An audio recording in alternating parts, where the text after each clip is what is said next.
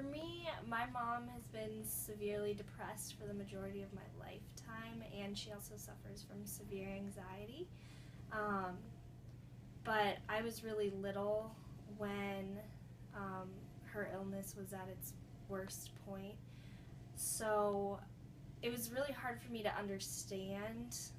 Like I always wondered, why can't my mom make me lunch? Why can't my mom walk me to school like other people's moms could? But helping her to wellness and recovery was sort of a job my dad took on, and I got to see that as I was growing up, and now I can appreciate it so much more that I'm older and I can sort of understand it more.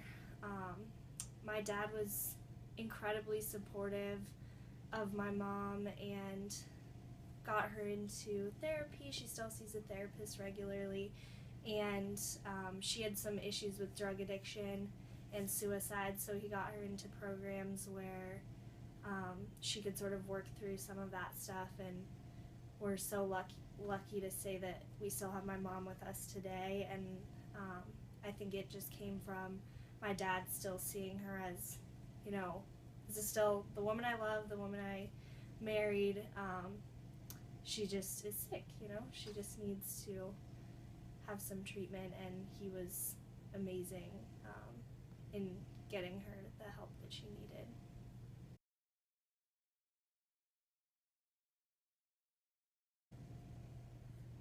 One thing that was a major challenge for my mom in her recovery and for our family was that my mom has physical illnesses that really amplified her mental illnesses.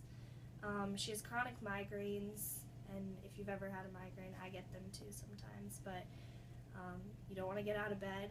You can't really do anything but think about how much pain you're in.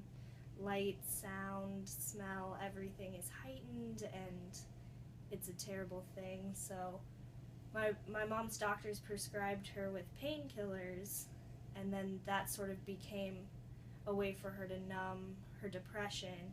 And it was just this vicious cycle of not being able to get out of bed for both reasons of being severely depressed and having chronic migraines, and then abusing painkillers. So that was a really hard thing to overcome. I remember a few relapses she went through, getting clean and then going back on the painkillers. And it was nice when I started high school, she had officially put the drugs behind her and she has not gone back to that. So that was a big step in her recovery, but a really hard thing for us to overcome as a family.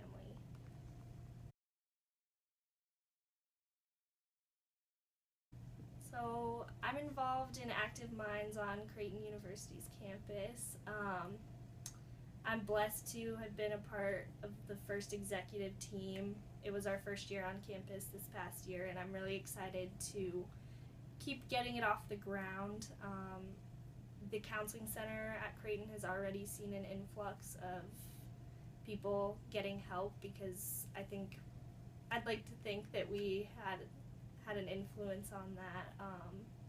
Just promoting that mental health is just as important as your physical health, and to take care of your mind as well as your body. I think depression, whether it's a continuum, but it's pretty common on college campuses, and suicides are way too common on college campuses. And so I'm really glad to be a part of Active Minds, and I'm also a psychology major, so I plan on helping people with mental illness for the rest of my life.